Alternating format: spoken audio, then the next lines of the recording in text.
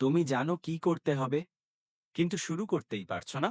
আজকে আমি তোমাদের একটা খুব সহজ 2 মিনিটের নিয়ম শেয়ার করব, যা তোমার সব প্রোক্রাস্টিনেশন বা কাজ পিছিয়ে রাখা শেষ করে দেবে আর তোমাকে সাহায্য করবে তাড়াতাড়ি কাজ শুরু করতে। সত্যি কথা বলতে, কোনো কাজ শুরু করাই সবচেয়ে কঠিন, কারণ আমাদের ব্রেন সেই কাজটা যতটা কঠিন তার চেয়ে অনেক বড় করে ভেবে ফেলে। তাই আমরা সেই কাজ থেকে সরে যাই।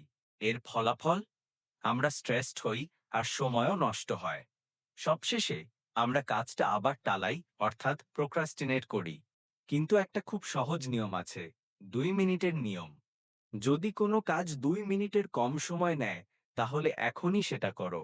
কিন্তু যদি কাজটা বড় হয়, চিন্তা করো না, শুরু করার জন্য শুধু 2 মিনিট সময় দাও। ম্যাজিক আসলে থাকে গতিশীলতা বা মোমেন্টামে।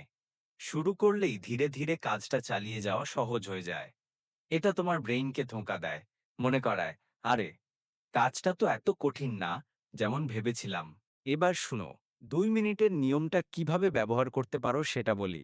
কাজটাকে ভেঙে ফেলো একদম ছোট একটা স্টেপে।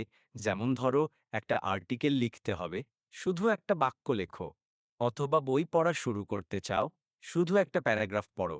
এত ছোট শুরু করো যেন তোমার মাথা না বলতে না পারে।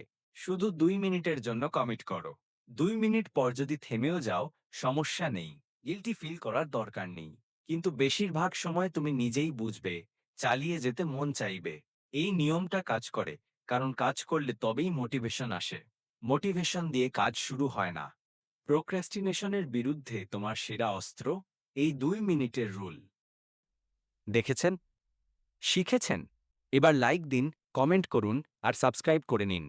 চলুন একসাথে গ্রো করি, প্রতিদিন 1%।